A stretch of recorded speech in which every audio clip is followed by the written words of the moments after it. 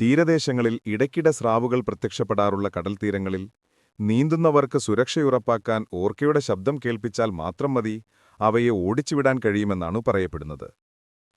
ഈ വാദത്തിന്റെ സത്യാവസ്ഥ പരീക്ഷിക്കുന്നതിനായി ആദം സ്ഥിരമായി സ്രാവുകളെത്തുന്ന ഒരു സ്ഥലത്തേക്ക് പോയി. കുറെ സ്രാവുകളെ ആകർഷിക്കാൻ വേണ്ടി കുറച്ച് രക്തമുള്ള മീൻതലകൾ കടലിൽ എറിഞ്ഞാൽ മാത്രം മതിയായിരുന്നു. ഓർക്കകളും ഈ പ്രദേശത്തുകൂടി കടന്നുപോകാറുള്ളതിനാൽ പരീക്ഷണം നടത്താൻ പറ്റിയൊരിടമായിരുന്നു അത്. ചുറ്റും കഷ്ണങ്ങളാക്കിയ മീനുകൾ നിറച്ച ഒരു പെട്ടി കടലിന്റെ അടിത്തട്ടിൽ വച്ച് സ്രാവുകളെ ആകർഷിക്കുക എന്നതായിരുന്നു പദ്ധതി. അതിനടുത്തുതന്നെ വിവിധ ശബ്ദങ്ങൾ കേൾപ്പിക്കാനായി ഒരു omni directional under water speaker അവർ സ്ഥാപിച്ചു.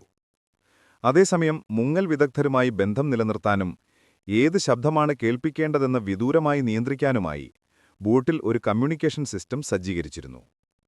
എല്ലാം തയ്യാറായപ്പോൾ ജിമ്മി ഡൈവ് ടീമിനൊപ്പം കടലിന്റെ അടിത്തട്ടിലേക്ക് പോയി. അവർ പെട്ടെന്ന് തന്നെ സ്രാവുകളാൽ ചുറ്റപ്പെട്ടു.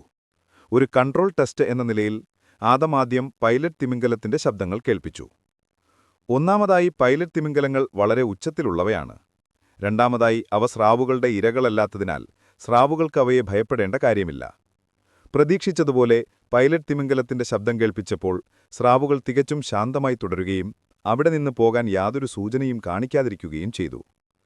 അടുത്തതായി അവർ ഓർക്കയുടെ ശബ്ദങ്ങൾ കേൾപ്പിച്ചു, പ്രത്യേകിച്ചും സ്രാവുകളെ വേട്ടയാടുമ്പോൾ ഉപയോഗിക്കുന്ന ആശയവിനിമയ സൂചനകൾ ഉൾക്കൊള്ളുന്ന വിളികൾ. എന്നാൽ അപ്പോഴും സ്രാവുകൾ ഞെട്ടിയില്ല. അവ ശാന്തമായി തന്നെ തുടർന്നു, സാധാരണ പോലെ നീന്തി നടന്നു, സ്പീക്കറിനടുത്തുപോലും കടന്നുപോയി. അതുകൊണ്ട് ഓർക്കയുടെ ശബ്ദങ്ങൾ സ്രാവുകളെ ഓടിച്ചുവിടുന്നില്ല. അങ്ങനെയെങ്കിൽ സ്രാവുകളെ തിരിഞ്ഞോടാൻ പ്രേരിപ്പിക്കുന്നതെന്താണെന്നറിയാമോ നിങ്ങൾക്ക്?